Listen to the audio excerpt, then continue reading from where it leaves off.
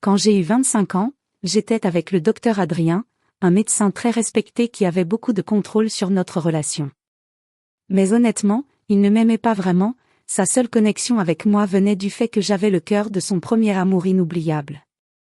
Une fois, il m'a dit, survis simplement, et je te promets qu'après, j'accepterai tout. Quand je suis tombée gravement malade et que j'étais au bord de la mort, il a tout fait pour me maintenir en vie.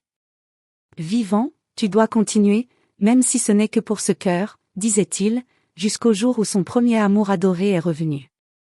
Après mon décès, j'ai rendu mon dernier souffle, et Adrien a perdu la tête des années après notre diplôme. Les histoires sur le fait que j'avais attiré l'attention du célèbre chirurgien Dr Adrien circulent encore parmi mes anciens camarades de classe. Il y a quelques week-ends, après 3 ans d'absence, un groupe d'entre nous s'est réuni. Au milieu des conversations animées, le président a demandé « Où est Monsieur Xander ?» J'ai répondu maladroitement « Il est en chirurgie ce soir ». Beaucoup de mes anciens camarades qui ont réussi étaient présents, mais aucun ne pouvait rivaliser avec le docteur Adrien. Adrien, une figure médicale bien connue à l'université, était dans la trentaine et avait déjà marqué l'histoire dans le domaine de la transplantation d'organes. Sa réputation était tout. Le président de classe m'a surtout invité à cause d'Adrien. Je me souviens que Viv avait traversé 1000 épreuves pour obtenir le soutien de Monsieur Xander. Quelqu'un a mentionné comment elle avait réussi à capter l'attention de tout le monde, et j'ai répondu, avec un léger sourire amer, c'est arrivé comme ça. Il pensait que j'avais conquis la star insaisissable de la fac de médecine, mais savait-il vraiment qu'il y avait une tristesse infinie derrière cette relation apparemment parfaite? Si je pouvais remonter le temps, je préférerais ne jamais avoir rencontré Adrien. Quand Adrien est arrivé, la réunion touchait presque à sa fin. Il venait de sortir d'une chirurgie, en entrant, l'odeur d'antiseptique a complètement éclipsé les relents d'alcool. Il était aussi digne et distant que toujours, presque comme une célébrité. Dr Lee a mentionné que Vivien a obtenu la place pour le voyage en Europe le mois prochain. J'espère que Dr Xander n'aura pas de problème avec ça. Une vague d'anxiété m'a envahi en regardant Adrien, je n'avais pas encore trouvé le bon moment pour lui en parler, et maintenant, il l'apprenait par quelqu'un d'autre. Adrien s'est arrêté un instant, puis a esquissé un léger sourire et a dit « Elle a le sommeil léger et ne s'adapte pas bien aux nouveaux endroits, donc elle pourrait ne pas pouvoir y aller. Je vais en parler moi-même avec Dr Lee. » Ensuite, il m'a gentiment tapoté la tête et a dit « Sois juste sage et tiens bon. » Ces paroles ont instantanément rendu les autres jaloux. « Vivien, tu es tellement chanceuse dans ton mariage. Je suis tellement envieuse. Si tout est si parfait, pourquoi vouloir aller en Europe? Reste ici. » Mais j'avais travaillé dur pour cette opportunité depuis longtemps. J'ai pris mon sac et forcé un sourire. Désolé, j'ai un truc à régler chez moi. Je dois y aller. Là-dessus, je me suis levée et suis partie. En sortant dans l'air frais, une rafale de vent a refermé ma veste sur mes épaules. L'odeur familière de l'antiseptique m'a frappé plus fort. Il fait bien trop froid pour être dehors par un jour de pluie. Je ne peux pas gérer ça. J'ai esquissé un léger sourire, chassant toute pensée de confrontation. Sur le chemin du retour, après un long silence, j'ai relancé le sujet. Je ne veux pas partir en vacances, je veux aller en Europe. Adrien a tapoté le volant, sans dire un mot. Quand il faisait ça, ça voulait généralement dire qu'il pensait à dire non. Je ne plaisante pas à propos de ma santé, je te le promets. Alors que nous attendions à un feu rouge, Adrien s'est tourné vers moi, son regard calme et posé perçant la nuit. Vivant, je ne suis pas d'accord. Prenant le risque, mon sourire s'est effacé, et un lourd sentiment s'est installé dans ma poitrine. Il tenait plus à moi que je ne tenais à moi-même. Le cœur qui battait en moi, chaud et fort, ne m'appartenait pas vraiment, il appartenait à son inoubliable premier amour, Isabella. Tous mes rêves et ambitions devaient passer au second plan à cause de ce cœur. Tout le monde pensait qu'Adrien m'aimait profondément, mais il n'avait aucune idée que ce cœur était la seule chose qui pouvait vraiment se connecter à son âme. Sur le chemin du retour, Adrien et moi nous sommes retrouvés plongés dans une guerre froide silencieuse. Quand je suis sortie de la voiture, j'ai avancé sans me soucier qu'Adrien me suive ou non. J'ai presque claqué la porte sur sa main. « Vivien, ne fais pas de caprices, a-t-il dit. J'ai rétorqué, je suis une personne, pas l'une de tes possessions. Est-ce mal de vouloir poursuivre mes rêves? Adrien a encerclé ma taille de ses bras, me plaquant contre l'encadrement de la porte, et m'a donné un baiser glacial. Vivien, tu as tout, des sacs, des chaussures, des vêtements, des bijoux, même l'envie des autres. Pourquoi voudrais-tu aller là-bas et te battre? Il m'avait donné tout ce dont j'avais besoin pour mener une vie paisible, mais ce n'était pas ce que je voulais. J'ai repoussé son étreinte et, pour la première fois, je lui ai parlé sèchement. Je ne te demande pas la permission. Je ne voulais pas regarder en arrière plus tard dans ma vie, malade et pleine de regrets. L'ambiance est devenue pesante, et les yeux sombres d'Adrien étaient durs à lire, dissimulant ses émotions. Un léger rire a brisé la tension. Je ne peux plus te contrôler, n'est-ce pas? Puis il m'a soulevée et portée. Dans la chambre, ses baisers étaient pleins d'amour, m'entraînant dans un tourbillon d'émotions. Adrien savait vraiment comment faire tomber mes défenses, et ses mains, habituées aux chirurgies, avaient toujours le pouvoir de me faire céder. Sois sage, d'accord, m'a-t-il dit. Tu sais que je ne peux pas vivre sans toi, Vivien. Je t'aimerai pour le reste de ma vie. Je l'ai regardé, cet homme qui proclamait passionnément son amour. Qui aurait cru qu'avant la greffe de cœur, Adrien ne se souciait pas du tout de moi? Après la chirurgie, c'était comme s'il était soudainement tombé fou amoureux de moi, totalement obsédé par l'idée de me contrôler. À l'époque, je pensais qu'il m'aimait vraiment. Ce n'est que plus tard que j'ai compris que c'était parce qu'il avait en fait mis le cœur d'Isabella dans ma poitrine. Mais quand j'ai découvert la vérité, il était trop tard.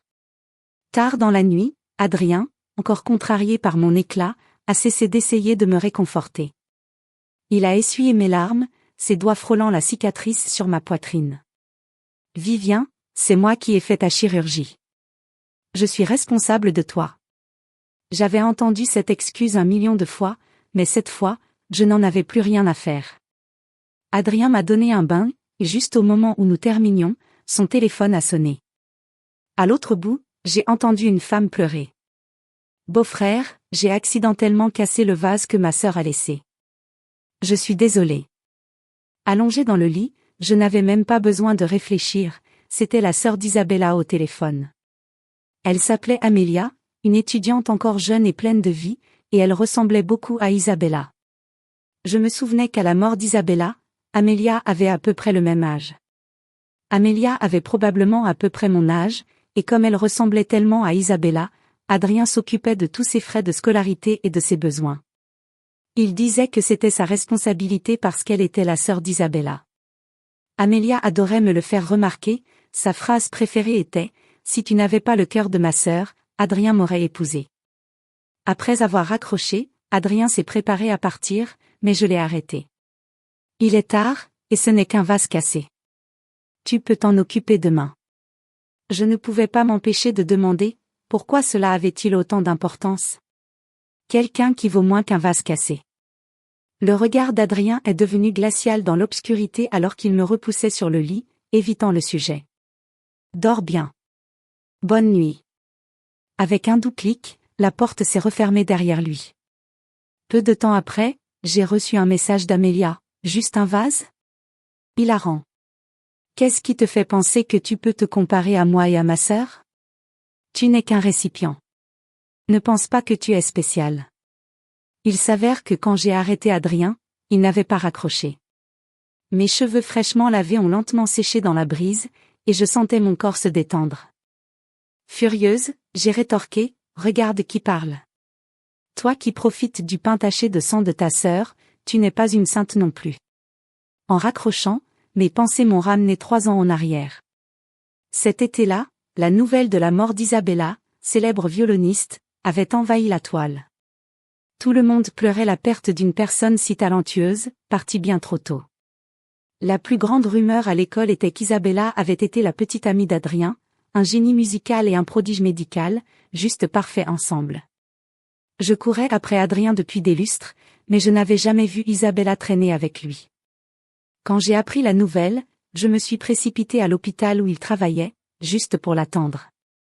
Pendant des jours, j'étais sur les nerfs jusqu'à ce que je puisse enfin le voir. Il avait l'air comme toujours impeccable à l'excès, presque maniaque.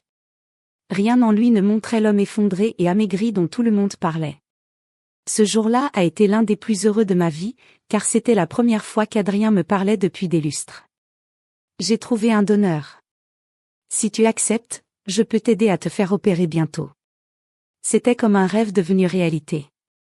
Les médecins m'avaient dit que sans une greffe de cœur, je ne vivrais peut-être pas au-delà de mes 20 ans, et que cette opération pourrait me donner plus de temps. Alors, sans hésiter, j'ai dit oui. Ce jour-là, j'étais allongé sur le lit froid de la salle d'opération, et l'homme que j'aimais se tenait au-dessus de moi dans une blouse chirurgicale verte, illuminée par les lumières blanches éclatantes, comme un sauveur venu m'aider. Je me suis réveillé, et Adrien était juste là, à côté de moi, me regardant avec tendresse. Il m'a demandé, « Vivien, veux-tu être ma petite amie ?» Si j'avais su à qui appartenait ce cœur, peut-être que ma vie aurait été remplie de bonheur pour toujours. Cette nuit-là, je n'ai presque pas fermé l'œil. Tôt le matin suivant, j'ai reçu un appel de mon assistante, Mademoiselle Vivien. Elle m'a annoncé que la place pour l'Europe était perdue. Je me suis redressé dans mon lit, complètement sonné. C'était une place que le docteur Lee avait réservée juste pour moi. Comment pouvait-elle avoir disparu? Elle m'a dit qu'un étudiant influent de mon école, un senior, avait pris cette place. Avant même que je ne puisse répondre à mon assistante, j'ai reçu un message du docteur Lee, « Si tu ne te sens pas bien, ne te force pas, repose-toi. » J'ai immédiatement rappelé le docteur Lee. « Bonjour, docteur Lee, je vais très bien. » Il a semblé confus et a dit, « Hein, Adrien m'a appelé ce matin pour annuler, disant que tu n'étais pas en forme. » Il ne m'a pas parlé directement de ça. Je lui ai répondu, « J'attends cette opportunité depuis plus de 6 mois. Je ne peux vraiment pas y aller ?» Il a soupiré et m'a dit qu'il avait recommandé une fille nommée Amélia, et que la liste avait déjà été soumise. Je n'avais d'autre choix que de supplier le docteur, même si ce n'est qu'en tant que volontaire ou travailleur temporaire. Tant que je pouvais partir en Europe avec l'équipe, ça m'allait. D'accord, je vais voir ce que je peux faire, attends ma mise à jour. Plus tard, je parcourais les réseaux sociaux d'Amélia et j'ai vu qu'elle avait posté une photo de son formulaire d'inscription. Une autre journée à être gâtée. Quelqu'un a commenté que rejoindre cette expédition est super difficile, et elle a répondu avec un emoji de sourire narquois. Que puis-je dire? Il me gâte, ah. Cela m'a frappé en plein cœur. Après avoir pris mes médicaments, j'ai décidé d'affronter Adrien. Il n'était pas rentré la nuit précédente et m'avait envoyé un message en pleine nuit disant qu'il devait retourner à l'hôpital pour une opération. Quand je suis arrivé à l'hôpital, j'ai d'abord récupéré le rapport de l'examen physique qu'Adrien avait organisé pour moi une semaine auparavant.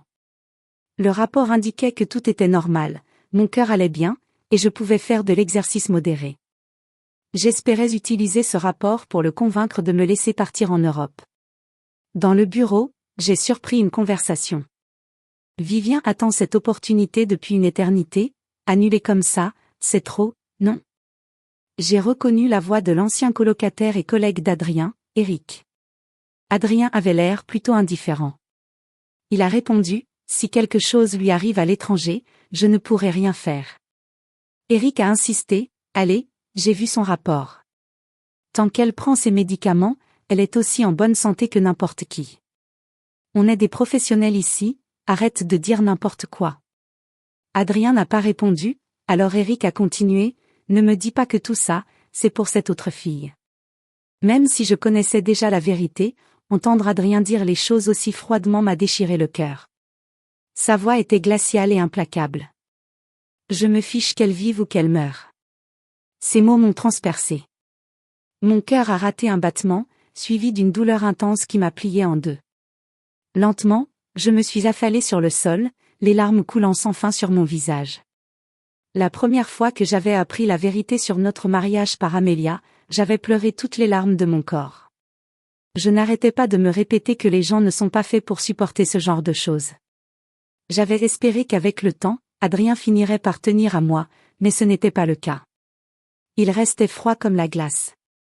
Ce jour-là, au lieu d'entrer dans le bureau, je me suis juste assise, engourdie, sur un banc de l'hôpital pendant longtemps. Puis j'ai reçu un message du docteur Lee disant qu'il y avait une place de volontaire disponible, mais que le travail serait difficile. Je n'ai pas réfléchi une seconde avant de dire oui. Le docteur Lee m'a dit de faire mes bagages rapidement, car l'équipe partait ce jour-là. Sur le chemin du retour, dans un taxi, je me suis efforcée de ne pas pleurer. Adrien a essayé de m'appeler, mais j'ai raccroché à chaque fois. En rentrant, j'ai fait mes bagages pour l'aéroport, en prenant soin d'emporter quelques documents importants, car j'avais enfin décidé de demander le divorce. Quand Amélia m'a vue à l'aéroport, elle avait une expression étrange. Je portais mon uniforme de volontaire et transportais une caisse d'eau en bouteille. Je suis allée distribuer des bouteilles aux gens en train d'attendre l'embarquement. Amélia, fidèle à elle-même, a lancé avec un sourire narquois. Viens ici, j'ai soif. Je l'ai ignoré et me suis dirigée vers le docteur Lee. Amélia n'a pas lâché prise. Tu es sourde ou quoi? Tu ne m'entends pas? J'ai répliqué froidement. Tu penses mériter le cœur de ta sœur? Fais un don de rein, et peut-être que je me mettrai à genoux. Je ne suis pas du genre à perdre mon sang-froid, mais chaque fois que je vois son visage, ça me met hors de moi. J'ai l'impression de perdre pied. Amélia, avec son ton suffisant, a riposté, c'est comme ça que tu traites la famille du donneur? Cela a attiré l'attention des gens autour de nous. Certains ont même commencé à filmer avec leur téléphone. Le docteur Lee a froncé les sourcils et a dit, si tu veux de l'eau, va te servir toi-même. Arrête de faire une scène. Cela faisait si longtemps que quelqu'un ne m'avait pas défendu. J'ai baissé la tête, les yeux légèrement embués, et je me suis assise à côté. Docteur Lee, je suis désolée de causer des problèmes. Il a soupiré, je ne t'ai pas amené ici pour que tu te fasses malmener. Amélia a soufflé, s'est détournée et s'est mise à pianoter frénétiquement sur son téléphone. L'annonce de l'embarquement a retenti, et tout le monde a commencé à monter dans l'avion. Après un vol de plus de 20 heures, j'étais épuisée mais déterminée à aller de l'avant. Dès que nous avons atterri en Europe, mon téléphone s'est mis à exploser de notifications, toutes des appels manqués venant d'Adrien. Je n'avais vraiment pas envie de lui parler, alors Amélia a répondu à ma place. Après une courte conversation, elle m'a tendu le téléphone avec un grand sourire. Mais la voix d'Adrien était glaciale. « Vivien, pourquoi es-tu parti dans mon dos ?» Il semblait vraiment furieux, tout comme la dernière fois quand j'avais mentionné le divorce. « Tu n'as pas voulu mon avis non plus. » Amélia a éclaté de rire comme si j'étais ridicule. Puis il y a eu un long silence gênant à l'autre bout de la ligne, ce qui m'a mise très mal à l'aise. Je pensais qu'Adrien allait exploser, mais il n'a pas prononcé un mot et a simplement raccroché. Le bruit de la déconnexion de l'appel a perturbé tous mes plans. Pas d'excuses, pas d'explications, même pas une seule question. Toute sa colère avait disparu avec l'appel, me laissant seule à ressasser mes pensées. Est-ce que j'avais fait une erreur? Quelque chose semblait anormal, et j'ai vite compris que ce n'était pas moi. Ce n'était pas de ma faute, c'était juste qu'Adrien avait tellement pris le contrôle de ma vie toutes ces années que je me sentais coupable sans raison. J'ai essuyé mes larmes et jeté le téléphone à Amélia, qui a poussé un cri de surprise, visiblement choquée. Le lendemain, juste avant notre départ pour Vienne, j'ai aperçu Adrien à l'entrée de l'hôtel.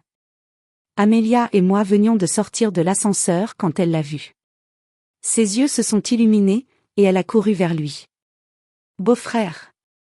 Même après tout ce temps depuis le décès d'Isabelle, Amélia insistait toujours pour l'appeler ainsi. Adrien ne l'a jamais corrigé, et son regard glacial s'est adouci instantanément. J'ai besoin de parler à ta sœur, Vivien. Je t'emmènerai dîner plus tard. Amélia a souri gentiment, puis m'a jeté un regard suffisant, et j'ai compris que c'était elle qui lui avait donné l'information. Le ton d'Adrien est devenu sérieux. Vivien, nous devons parler. Depuis le coin du hall de l'hôtel, j'ai répliqué, je ne pense pas avoir fait quoi que ce soit de mal. Ne t'avise pas de me crier dessus. Mes émotions ont pris le dessus, et je n'ai pas pu retenir mes larmes. Adrien était assis en face de moi. Ses yeux sombres étaient fixés sur mon visage, et pendant un instant, j'ai cru qu'il allait m'étrangler, mais cette impression s'est vite dissipée. Il est redevenu son moi calme et posé, et son ton était neutre. Tu n'as rien fait de mal. L'erreur est la mienne. Qu'est-ce que tu veux dire par ton erreur? J'aurais dû complètement bloquer ton chemin, a-t-il dit en sirotant lentement son thé. Va t'amuser cette fois, mais il n'y en aura pas d'autre. Je savais qu'il avait les connexions pour rendre cela possible, et cela m'a mise hors de moi. Adrien, de quel droit te permets-tu ça? J'ai le droit de faire mes propres choix. Il a éclaté d'un rire froid, sans aucune compassion. Avec le cœur de quelqu'un d'autre dans ta poitrine, quel droit penses-tu avoir? Il a finalement dit les mots que je redoutais, brutaux et cruels. À ses yeux, je devrais simplement être reconnaissante de porter ce cœur. Je ne pouvais plus respirer, l'air semblait lourd et suffocant. J'ai saisi le verre d'eau devant moi et l'ai jeté au visage d'Adrien, et l'eau citronnée a ruisselé. J'ai lentement baissé les yeux, et pour la première fois, j'ai vu un regard moqueur dans ses yeux sombres.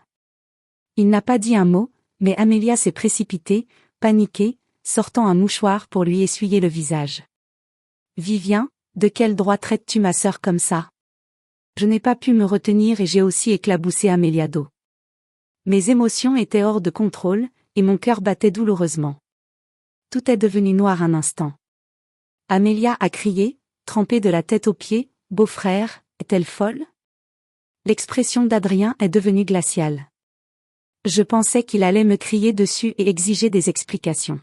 « Je suis vraiment désolé, Amélia, » dit-il calmement en demandant des serviettes à un serveur, avant de les lui tendre. Puis, avec un sourire adressé au serveur, il ajouta en anglais parfait, « Désolé, ma femme ne se sent pas bien ces derniers temps. Je m'excuse pour le dérangement. » Tout le monde autour de nous l'entendit, et j'avais l'impression qu'Adrien me faisait passer pour une folle. Ensuite, il se tourna vers Amélia avec un regard qui semblait dire « Fais attention », et lui demanda « Tu n'as pas faim? Allons manger. » Réalisant qu'elle avait fait une erreur, Amélia tira la langue et répondit « D'accord, Adrien. » Mon cœur se serra, et j'appelai instinctivement Adrien. Avec un soupir déçu, Adrien dit « Je pars bientôt à Vienne pour une conférence.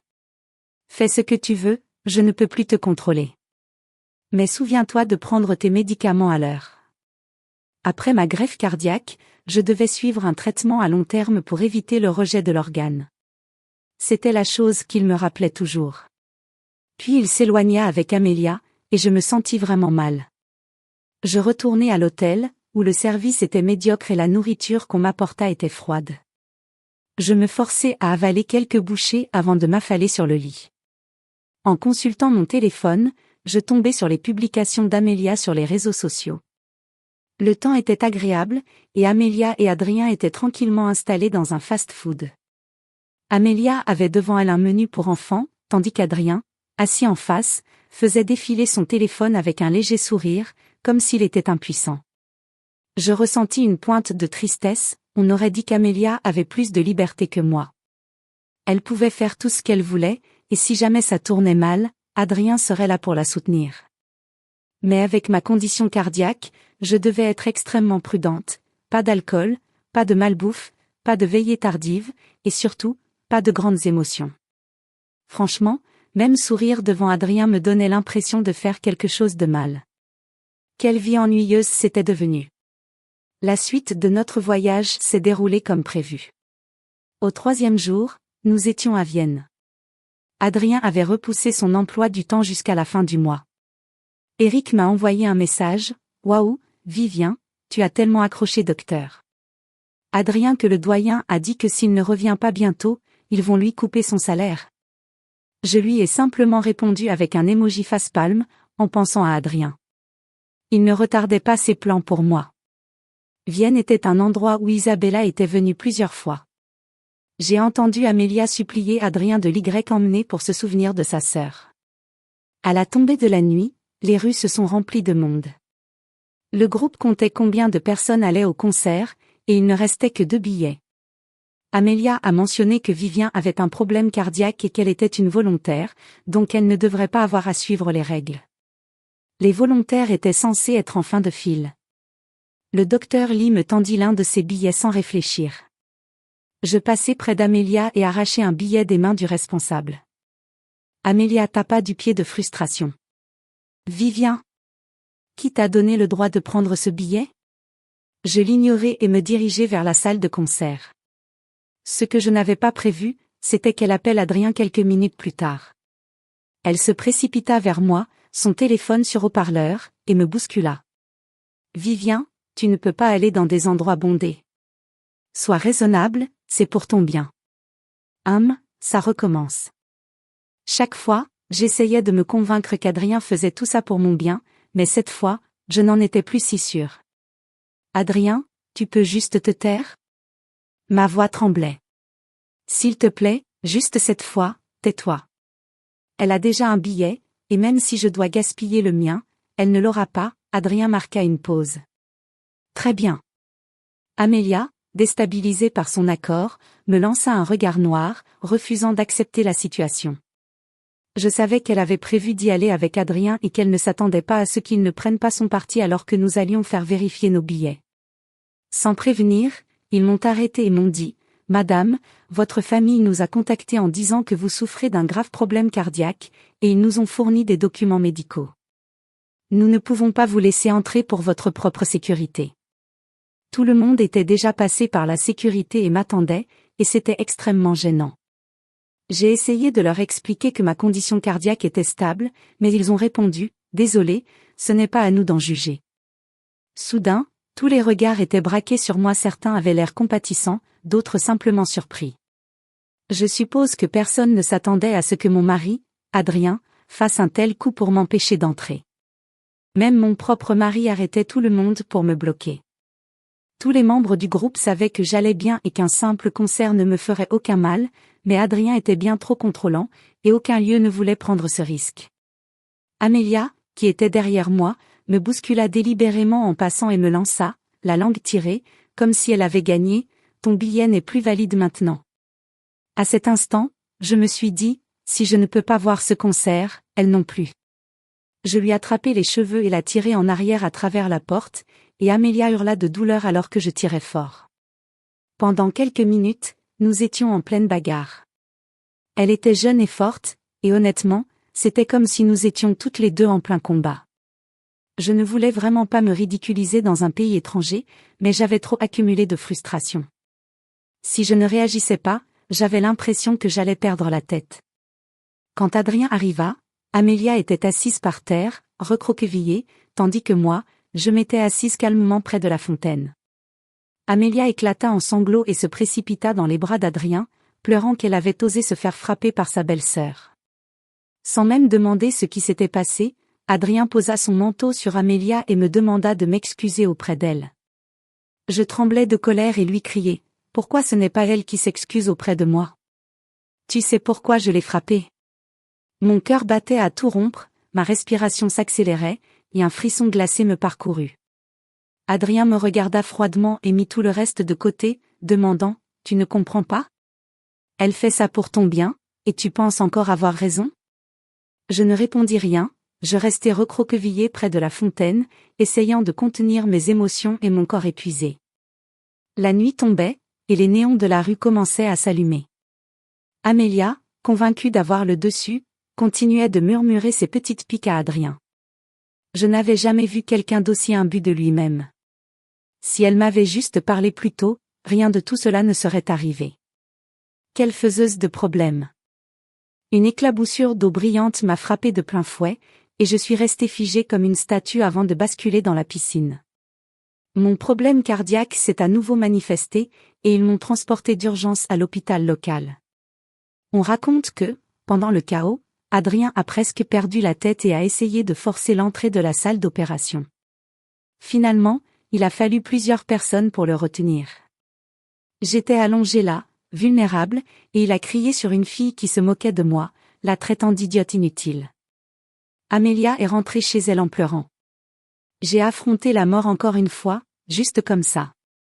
Quand je me suis réveillée, j'ai vu Adrien assis à mon chevet. Il avait l'air épuisé, avec des cernes sombres sous les yeux, comme s'il n'avait pas dormi depuis des jours. Son regard intense m'a donné un frisson dans le dos, mais pour la première fois, j'ai ressenti un soulagement. Alors lui aussi, il souffre. Regarder le cœur de quelqu'un qu'on aime s'arrêter lentement doit être douloureux, non? Je l'ai regardé et j'ai dit calmement, divorçons. Même s'il tenait à moi, il ne m'a jamais traité avec dignité. Je ne voulais plus vivre comme ça. Tu crois vraiment que je vais te laisser partir aussi facilement? Tu n'as jamais été aussi en colère. Je t'avais dit de rester éloigné de l'Europe, pourquoi tu ne m'as pas écouté? Tu ne comprends pas que les patients cardiaques doivent éviter les émotions fortes? Avec ta santé, tu as quand même décidé de te disputer avec Amelia. Vivant, tu es tellement pleine de toi. Chaque mot que tu dis fait plus mal que le précédent. Ces derniers temps, tu es à cran, et c'est moi qui en fais les frais. Mais tu sais quoi? Sans Amelia, ce voyage aurait pu être beaucoup plus simple. Je fermais simplement les yeux. Je ne voulais plus me disputer avec lui, mais soudain, Adrien m'a attrapé le visage, me forçant à le regarder. Il m'a averti, mot pour mot, Vivant, prends soin de toi. Ne crée plus de problèmes, compris? J'ai souri et répondu, Adrien, je ne pense pas qu'il me reste beaucoup de temps. Tu ne peux pas juste me traiter un peu mieux? En entendant cela, il a quitté la pièce en rage, claquant la porte derrière lui. J'ai mis beaucoup de temps à récupérer, et lorsque j'ai été sortie de l'hôpital, j'avais beaucoup maigri. Après tout ça, mon corps n'était plus ce qu'il était. Je peux à peine marcher quelques pas sans être essoufflé. Cette attente s'est prolongée jusqu'en avril. Les saules fleurissaient et l'herbe poussait. Une fois rentré chez moi, je me suis retrouvée dans un face-à-face silencieux avec Adrien. Dès mon retour, je me suis dirigée directement vers ma chambre, et Adrien m'a suivi, disant que j'avais pris du retard dans mon travail, donc que je devrais rester coincée à l'hôpital quelques jours. Il a laissé mes médicaments sur la table de chevet et m'a dit de ne pas oublier de les prendre. Honnêtement, je me fichais de savoir où il allait peut-être consoler quelqu'un d'autre. Une Amélia au cœur brisé, ou peut-être pour une autre raison, mais honnêtement, je n'en avais plus rien à faire après qu'Adrien soit parti. J'ai pris mon téléphone et appelé un avocat. L'avocat m'a dit que si Adrien n'était pas d'accord, je pourrais devoir attendre plus d'1 an pour que le divorce soit finalisé. Alors, j'ai commencé à chercher discrètement des maisons dans d'autres villes, sans qu'Adrien ne le sache. Mais depuis mon dernier séjour à l'hôpital, je ne me sentais pas bien. Je souffrais de douleurs thoraciques et de palpitations, alors je suis allée consulter un médecin en secret. Un autre médecin a dit que le pronostic n'était pas bon. Je ne voulais pas y penser, mais peut-être qu'à la fin de l'année, Adrien serait veuf.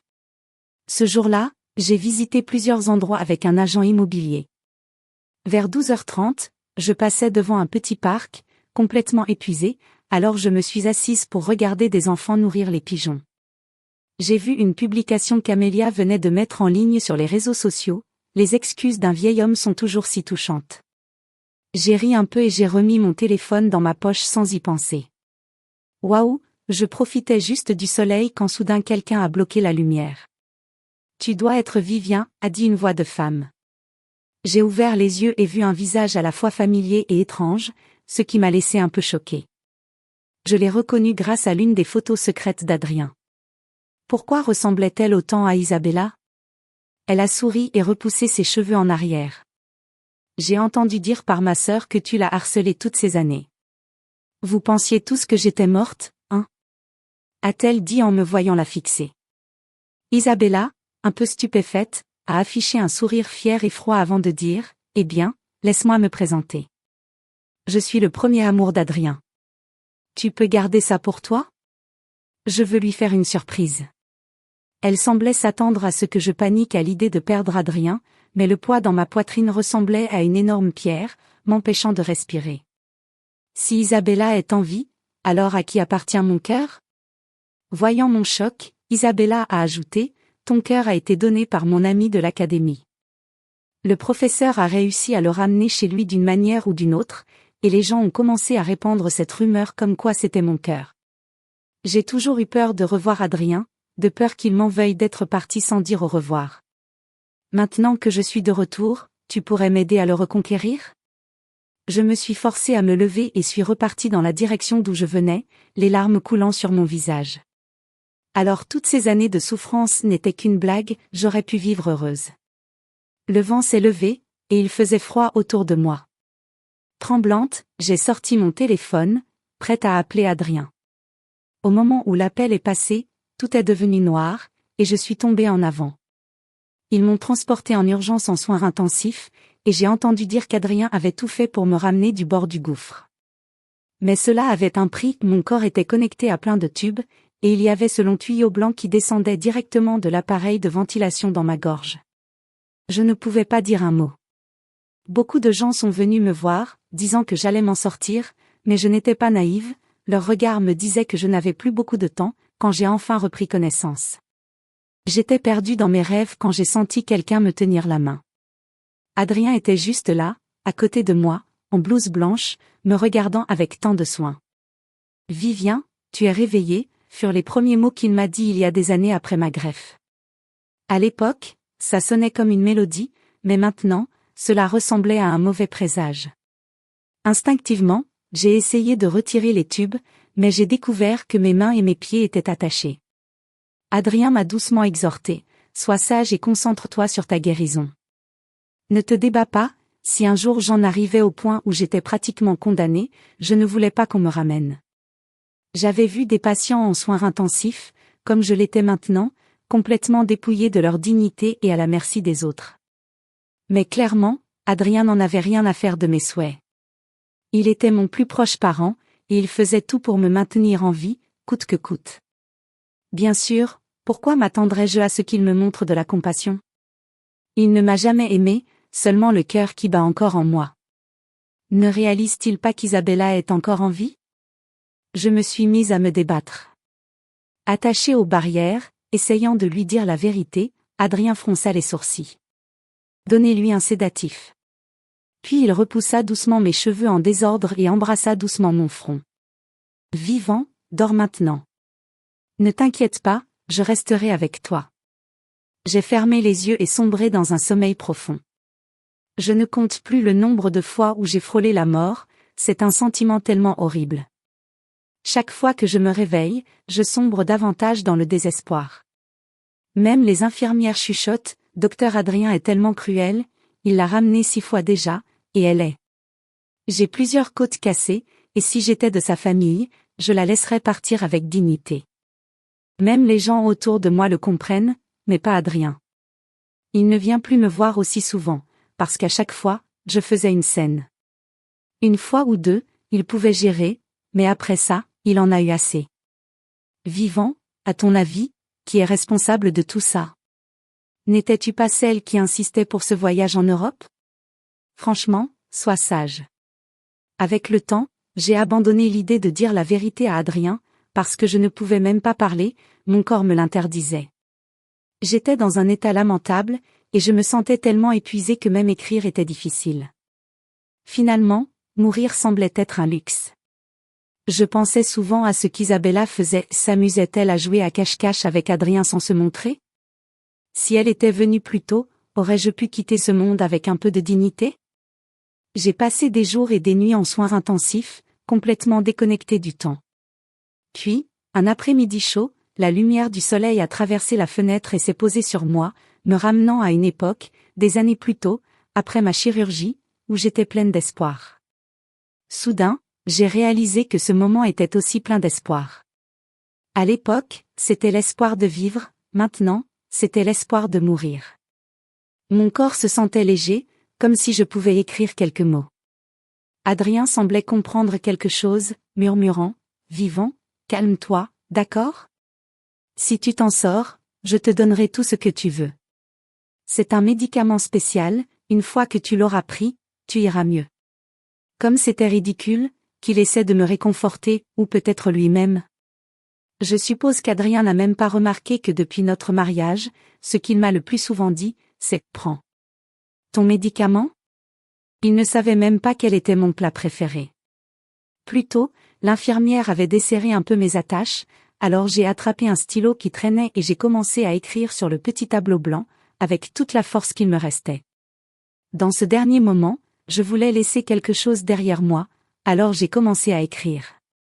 Soudain, l'infirmière est entrée et a dit, « Docteur Adrien, il y a quelqu'un dehors. Elle s'appelle Isabella. » Adrien s'est figé. Après un bref silence, il a lâché ma main et s'est précipité dehors, et à cet instant, tout est devenu noir. J'ai entendu un bruit. L'agence de Clara était en panique pendant tout ça. Tom profitait de moi pour les repas et a fini par me piéger pour que je cuisine chez lui. Je savais qu'il avait une idée derrière la tête, mais je n'ai pas dit non. Ce soir-là, je me suis enfin échappé des avances constantes de Tom, seulement pour tomber sur une silhouette étrange devant ma porte qui m'a fait hurler. Qu'est-ce qui se passe? Tom a accouru avec une batte de baseball. C'était James, et il avait l'air d'un fantôme. Isabelle, tu vis avec? Ouais, a répondu Tom rapidement. Je l'ai regardé mais je n'ai rien dit. James semblait encore plus pâle. J'ai besoin de te parler, a-t-il dit. Je savais qu'on devait régler ça. Tom avait l'air de vouloir frapper quelqu'un. Si tu veux parler, laisse la porte ouverte, lui ai-je dit. James a hésité en entrant, remarquant qu'il y avait beaucoup de choses en double, et son expression s'est assombrie. Toi aussi, a-t-il commencé, mais je l'ai coupé. Tu es venu plaider pour Clara? Si c'est le cas, on n'a rien à se dire. Elle a fait trop de choses horribles, elle mérite ça. Non, a dit James, secouant la tête. Sa tête s'affaissa un peu, comme s'il avait honte. Isabelle, s'il te plaît, donne-moi une autre chance. Je ne veux pas de ce divorce, dit-il. J'étais sous le choc, et Tom, qui était encore dehors, semblait tout aussi abasourdi. La porte était ouverte, et je pouvais voir Tom faisant semblant de se promener, les oreilles tendues, prêt à intervenir. James hésita longtemps. J'ai toujours cru que j'aimais Clara, mais après le divorce, j'ai réalisé que j'étais juste obsédé par elle, continua-t-il, l'air vraiment tourmenté. J'ai fini par comprendre que si je ne t'emmenais jamais à des événements, c'était parce que je ne voulais pas que les autres voient à quel point tu es belle. J'étais attiré par toi. Devant mes amis, j'avais peur qu'ils devinent que j'avais des sentiments pour toi.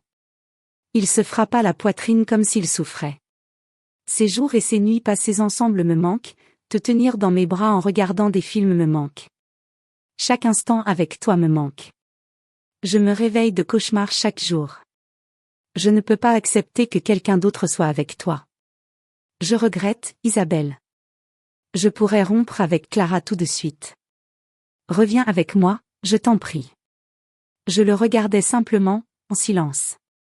James sembla capter quelque chose dans mon regard, un peu de panique se lisait sur son visage. Y a-t-il autre chose que tu veux dire? Y a-t-il autre chose à dire sur notre nuit de noces? Ai-je répondu. Tu m'as dit de dégager alors que j'avais tout donné pour te préparer tes plats préférés. Ensuite, tu es parti à l'aéroport chercher Clara.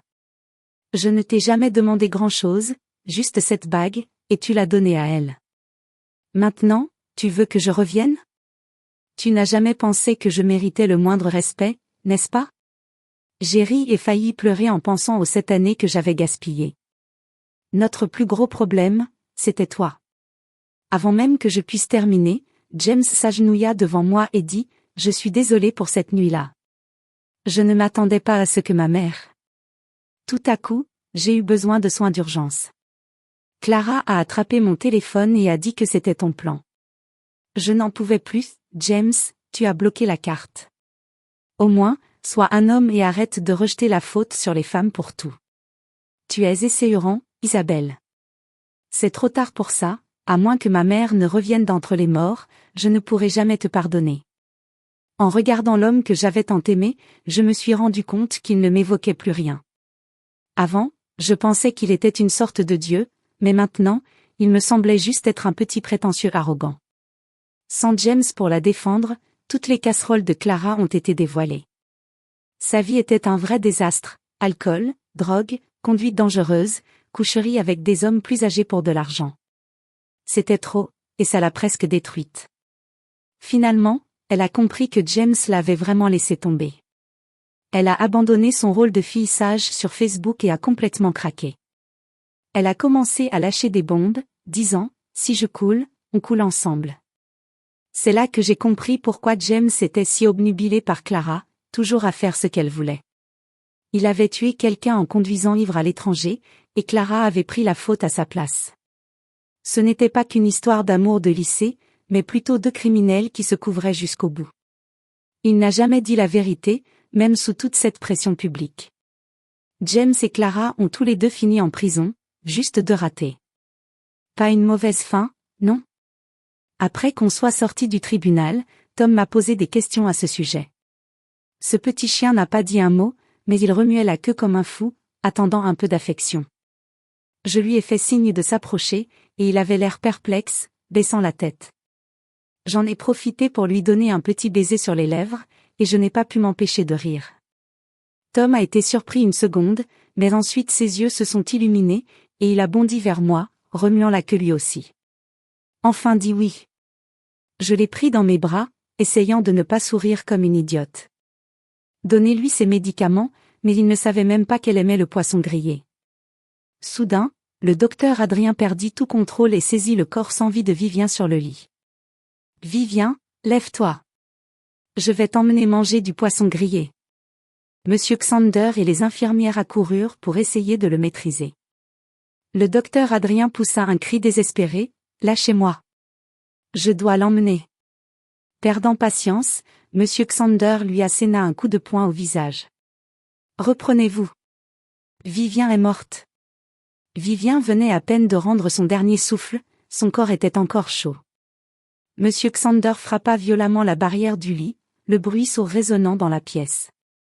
Furieux, il hurla, « Docteur Adrien, voulez-vous que j'appelle la police? Si elle comptait tant pour vous, pourquoi n'avez-vous rien fait plus tôt? » Vivien était venu plusieurs fois dans le service de son vivant, apportant de petits cadeaux et aidant dès qu'elle le pouvait. Tout le monde l'appréciait. Maintenant qu'elle était partie, il ressentait un mélange de soulagement et de tristesse, soulagé que ses souffrances soient terminées, mais attristé qu'une personne si gentille ait disparu.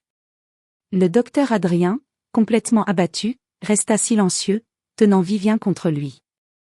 Un peu plus tard, lorsque M. Xander retourna au bureau, il trouva Isabella assise au bureau du docteur Adrien, jouant distraitement à des mineurs. C'était un hôpital, un lieu où les personnes non essentielles n'avaient rien à faire près des postes de travail médicaux. Une profonde tristesse envahit M. Xander. Isabella leva les yeux vers lui, surprise. « Moi? Je suis Isabella. » Ce nom avait hanté la vie de Vivien, un nom qui, au final, avait contribué à sa mort. Et voilà qu'Isabella le prononçait avec fierté. M. Xander ne put plus se contenir et demanda, « J'ai entendu dire que vous... » « Et, où étiez-vous? Pourquoi n'êtes-vous pas venu plus tôt ?» dit Isabella avec un sourire moqueur. « J'attendais juste que Vivien casse sa pipe. » M. Xander détourna le regard, esséhuré. Il ne voulait plus poser de questions, craignant de perdre son calme et de la frapper. Après la mort de Vivien, le docteur Adrien ne finit pas avec Isabella, il insista pour s'occuper lui-même des funérailles de Vivien. Il ne pouvait pas conserver son corps trop longtemps à l'hôpital, alors elle fut envoyée au funérarium le jour même. Cela prit 3 jours. Plus tard, une cérémonie d'adieu eut lieu, et son corps fut incinéré. Le docteur Adrien pensait que Vivien n'avait plus de famille et probablement peu d'amis, mais le jour de l'adieu, l'endroit était bondé. Le couple Xander était présent, ainsi qu'une multitude de camarades de classe oubliés et d'amis venus de tous horizons. Les yeux de tous étaient rouges de larmes. Plusieurs anciens camarades s'approchèrent de lui, lui adressant leurs remerciements sincères. « Monsieur Xander, merci d'avoir offert tant d'années supplémentaires à Vivien. Toutes mes condoléances, disait-il, sans mauvaise intention. » Ces mots frappèrent le docteur Adrien comme une gifle. Il se sentit totalement honteux, baissant la tête, les larmes aux yeux. « Voici un cerf-volant en papier que Vivien a fabriqué. Je l'ai apporté avec moi, ainsi qu'une photo d'elle de l'année où nous sommes allés skier. » De nombreux souvenirs finirent entre les mains du docteur Adrien. Chez lui, tout ce qu'il avait emballé appartenant à Vivien se résumait à quelques effets personnels et un journal intime verrouillé. C'est à ce moment-là que le docteur Adrien réalisa qu'il n'avait jamais vraiment connu Vivien. Elle avait un cercle d'amis immense, une multitude de passions, adorait les sports extrêmes et recherchait sans cesse l'aventure. Après ces longues années ennuyeuses, la vie antérieure de Vivien ressemblait davantage à son prénom, courte mais lumineuse. Dernièrement, cependant, Vivien ressemblait à un arbre mourant, toujours sur ses gardes, allant même jusqu'à demander s'il était acceptable de manger un bol de poisson grillé. Il ne l'avait vraiment pas bien traité. « Docteur Adrien, on dirait que vous avez sauté le petit déjeuner. Pourquoi ne pas me rejoindre pour le déjeuner ?» Le docteur Adrien leva les yeux et vit Isabella. Elle portait du rouge à lèvres, était maquillé, et ses yeux brillaient. Il reconnut tout de suite ce qu'il voyait, et une vague de nausée l'envahit. Docteur Adrien, vous n'avez pas besoin d'être si triste à cause d'elle, mais il n'y avait aucune raison de venir aussi apprêté. Ses conseils de maquillage étaient quelque chose que Vivien lui avait enseigné lorsqu'il venait de se marier. Chaque fois qu'ils avaient un rendez-vous, Vivien se faisait belle de cette manière. La voix du docteur Adrien n'était pas exactement discrète, attirant l'attention des personnes autour d'eux. Isabella semblait déstabilisée. Docteur Adrien, je ne voulais pas partir. Le docteur Adrien l'interrompit, mettant les choses au clair. Les regards hostiles suivirent Isabella, qui pâlit et s'éclipsa rapidement. Le docteur Adrien n'avait aucune idée de ce qui se passait. Il n'aurait probablement pas dû parler à Isabella de cette manière, mais c'était ce qu'il ressentait. C'était comme s'il pouvait presque entendre la voix de Vivien dans son oreille, disant « Regarde, elle s'est maquillée pour mes funérailles. » Quel hypocrite, vire-la d'ici. Le docteur Adrien savait que si Vivien était encore en vie, elle ne lui en voudrait pas pour cela. La transplantation cardiaque était prévue pour début avril, pendant le festival des ancêtres, lorsque tout renaît. Alors que je le regardais fixement, mon cœur s'emballa. C'était le gars sur qui j'avais un faible, mais il avait toujours été si distant avec moi. L'anesthésiste, essayant de détendre l'atmosphère, plaisanta avec un sourire, « Tu as un faible pour Monsieur Xander ?» Je pense que mon visage a légèrement rougi, et elle l'a remarqué. Elle posa le masque sur mon nez et ma bouche et dit doucement, « Détends-toi, fais un vœu. » Je fermai les yeux et pensai en silence, « Je veux épouser le docteur Adrien. » Peut-être à cause de ce vœu, j'ai fini par faire un très long rêve sur des choses qui ne se sont jamais produites. C'était plus qu'un simple rêve. Cela ressemblait à un cauchemar dans un rêve. J'ai vécu une vie courte et horrible, essayant juste de me réveiller. Le son du moniteur qui bipait à côté de mon lit m'a finalement ramené. J'ai levé les yeux vers le plafond blanc, éclairé par la lumière du soleil qui passait à travers, avec des ombres d'arbres qui oscillaient, des oiseaux qui chantaient et de l'herbe qui poussait dehors. J'ai détourné mon regard et observé la scène printanière lumineuse, pleine d'espoir. « Vivien, tu es réveillé. » Je tournai la tête et vis un visage familier, le docteur Adrien, assis près de mon lit dans sa blouse blanche. Je suppose que c'était juste le contraste qui attira mon attention. À cet instant, il semblait vraiment jeune, et alors que je le regardais fixement sans rien dire, « Docteur. » Adrien esquissa un léger sourire et prit ma main.